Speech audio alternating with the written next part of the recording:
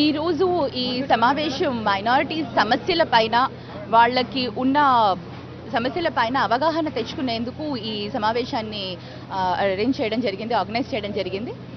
ఈ సమావేశానికి కర్నూలులో ఉన్న మత పెద్దలు, మిగతా పెద్ద ఎన్జిఓస్, మిగతా పెద్దలు అందరూ కూడా రావడం జరిగింది. ఇది ఫస్ట్ టైం.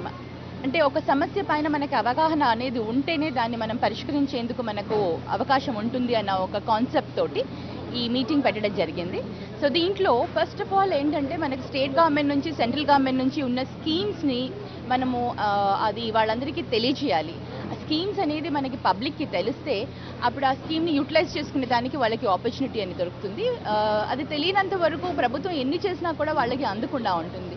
అది తెలుసుకున్న తర్వాతనే నేను ఈ అవేర్నెస్ని క్రియేట్ చేయాలి అన్న ఈ ప్రోగ్రామ్ని పెట్టడం జరిగింది. అలాగే ఈ ఆఫీసర్స్ని పిలిచాను, వాళ్ళు స్కీమ్స్ గురించి ఎక్స్ప్లెయిన్ చేశారు. ఇది అయిపోయాక మళ్ళీ ఓపెన్ హౌస్ ఒకటి పెట్టుకొని వాళ్ళ సమస్యల గురించి తెలుసుకొని, కర్నూలుకి యాక్చువల్లీ మనకు పాపులేషన్ ఇక్కడ మైనారిటీస్ ఎక్కువగా ఉన్నారు కాబట్టి వాళ్ళకి కావాల్సిన సౌకర్యాలు ఏంటి, ఇంకా ఏమేమి మనకి లోపించి ఉన్నాయి ఇక్కడ అనేది తెలుసుకొని వాటి గురించి కృషి చేయాలన్న ఒక కాన్సెప్ట్ తోటి, ఒక ఇంట్రెస్ట్ తోటి ఈరోజు ఈ మీటింగ్ని పెట్టుకోవడం జరిగింది. చాలా సంతోషం. అందరూ కూడా తక్కువ సమయంలో మనం పిలిచినా కూడా అందరూ చాలా చక్కగా వచ్చి వాళ్ళ ప్రాబ్లమ్స్ని, మనకి కర్నూలుకి ఏం కావాలి అన్న దానిపైన డిస్కస్ చేసుకునే దానికి వాళ్ళు వచ్చారు.